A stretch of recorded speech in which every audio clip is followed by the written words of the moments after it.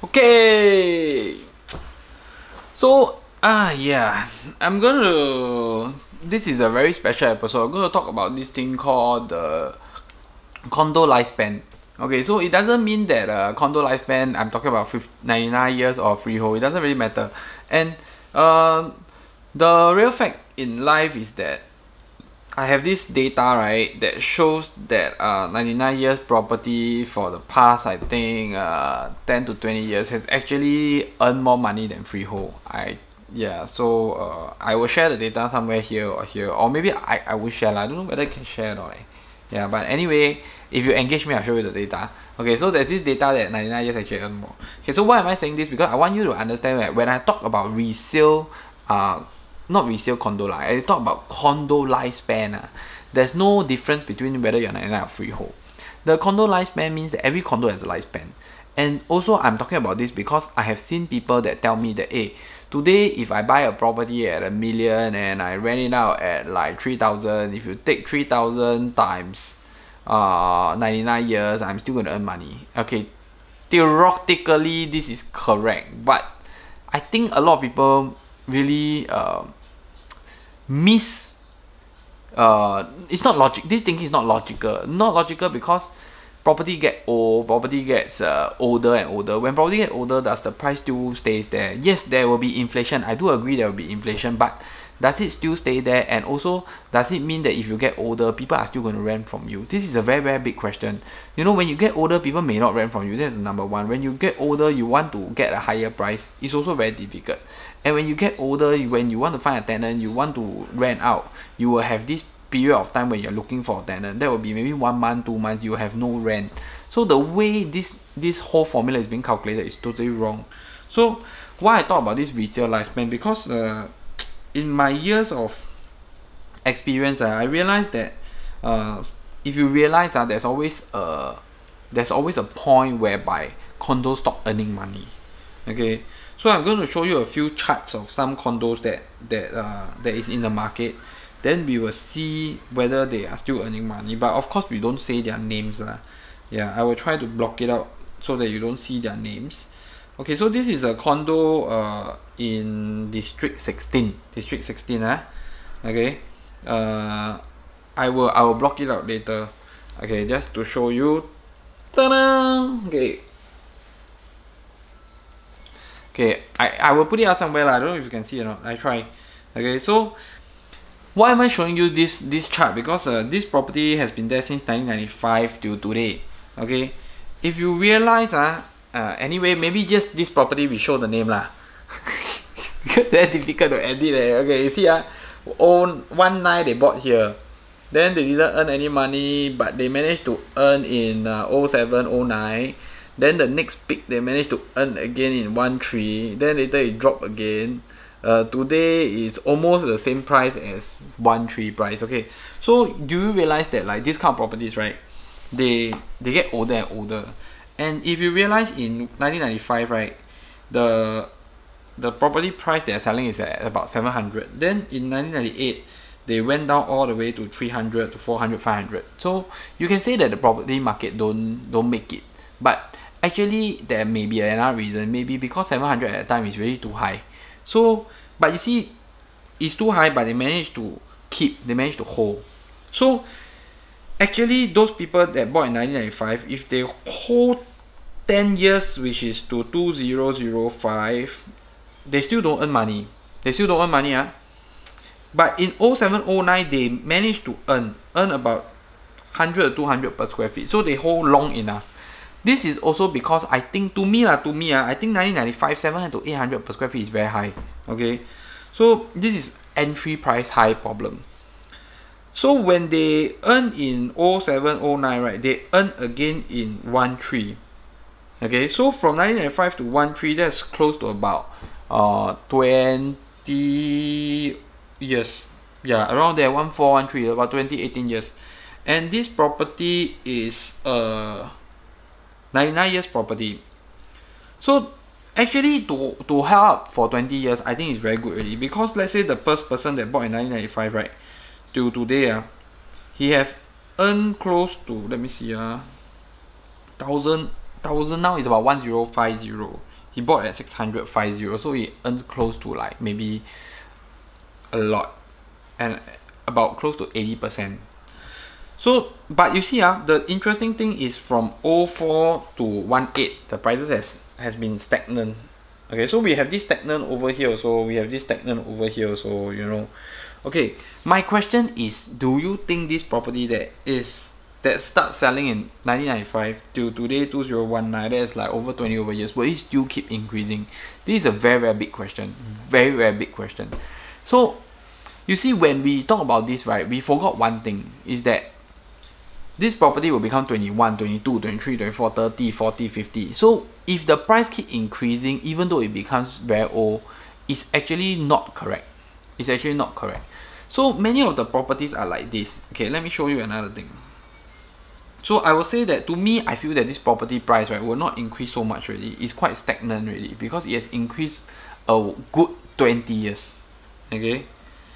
Okay, this is another property. Okay. So you see, this is another property. I'll show the names lah, you know, and never mind lah.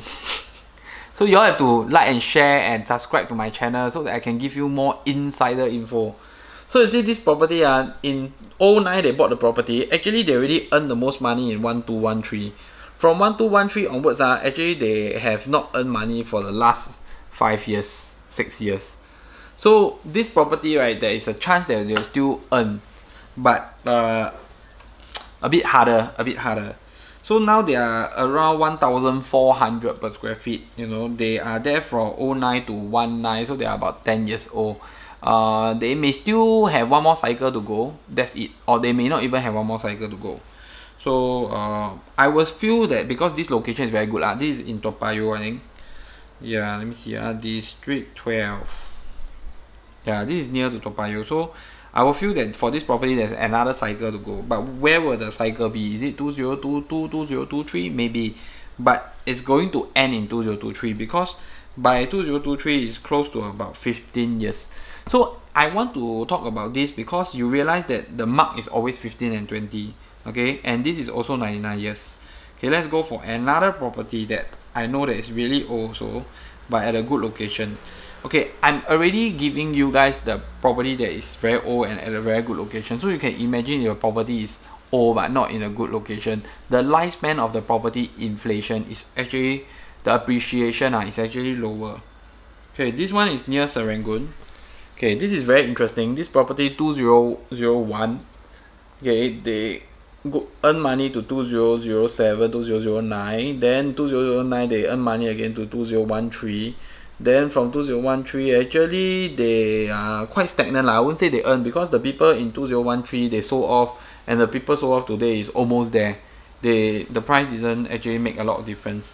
So this property is 2001 to 2019. That is like 19 years.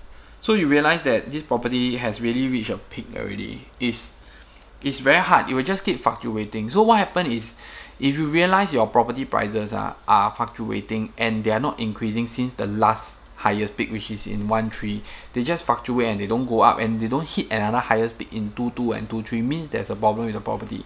You need to start to renew your property portfolio, because it's very common, this problem. So because you see, when properties are, okay, this is also 99 years, but this is in a very, very good location. But you see, this is the problem with properties. The age makes a very, very big difference. And really, it doesn't matter whether it's 99 years or not. The first one, Bayshore Park, I think, is also very, very old, but it's also 99 years, but it still managed to tahan for 20 years. It still endured the 20 years and still increased in pricing till the 20th year. So I think it's good enough. They really earn as much. Why am I saying this? Because other properties that is newer, near to the Bayshore Park, are not earning money. Yeah, so this is the very crucial one. So that's why I say, there is a lifespan to all the property. So we will presume that the next peak, since 2013 we peak and now we go down again, you know, the next peak should be around 21, 22 again. It's always close to I would say 10-year cycle, but I think the economy is moving so fast that the 10-year cycle is getting shorter and shorter. It may be 8 years or 5 years now. Okay, so let's see if we can find another property. Okay, so this property Trump Park, very old also, 1995. I think I can go older leh. Like I can see a older data. Just that because I didn't key in the enough numbers of months. Oh, okay, sorry. Trump Park is 1995. Cannot go over that. So you see, Trump Park 1995, they bought here. The price went down. So it seems like everybody that bought over here, the price went down. You see, Trump Park is only was like 500. So Bayshore at that time was like 700 over. So it went up again. Then it went up. So same thing like it went up in 2007, 2013, 2012. But today it went down again. So this property has really reached its peak already. If you ask me, is Bayshore going to hit another high? I think it's very difficult.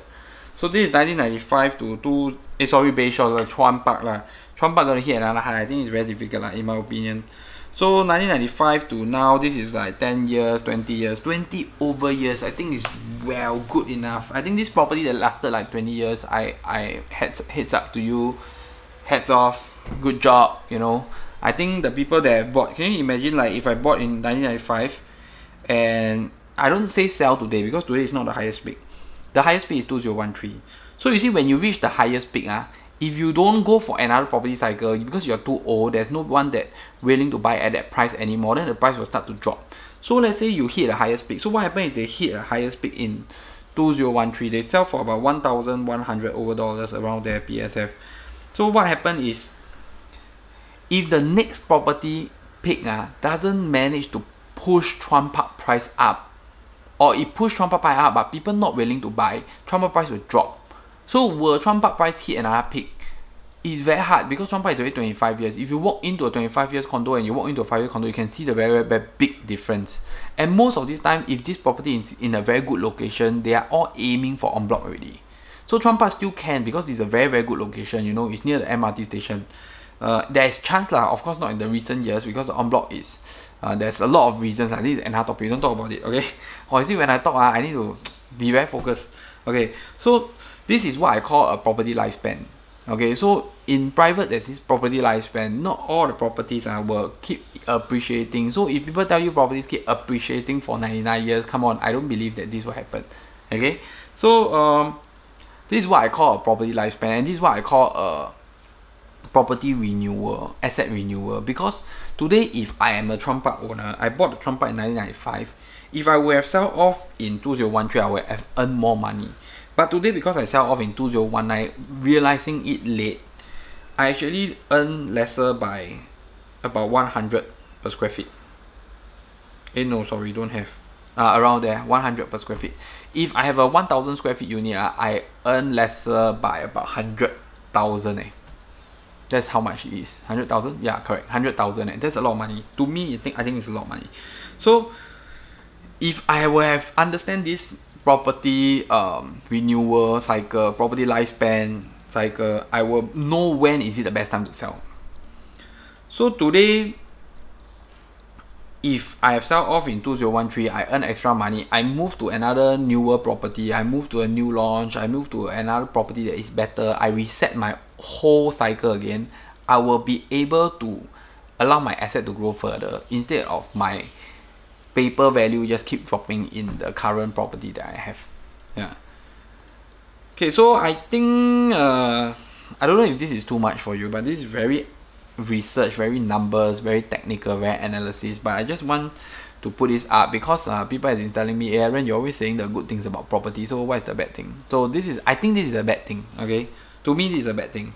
Because if you don't time it correctly, right, you won't be able to sell it at the highest peak. And let's say today this person in 2013 he bought, then he thinks that there's still chance to appreciate, you know. Then in the end he realized that, oh shit, you know, there's no chance anymore. It will just go lower and lower. Why? Because of age. You have to remember, because of age. Okay. If you guys, right, leave me a comment if you guys know a property that is 30-40 years old and still appreciating in price. I will be very, very interested to see how the charting works for that property. Then we can discuss it in our next video. Okay, so that's it for property lifespan. Understand your property lifespan, exit at the right time, don't enter at the wrong time. If you are going to buy a older property, when you're buying an older property, you have to be very, very careful. If you enter at the wrong time, then that's it. Okay, it's very hard for you to earn money, you know. But I mean, for private property, if you don't earn, at least you don't lose lah. We try to have like the same price around there, plus minus, and after all, you're still staying there, you know. Take it as paying a little bit of rental, but you still stay there. Take it as a savings plan in a way. But to me is, if you can make the best decision, earn the most out of it, stay for free, and that is why we get a property in Singapore. Okay, subscribe to my channel, hit the like button and share button, and I see you in the next episode of Ask Aaron. Now, bye bye.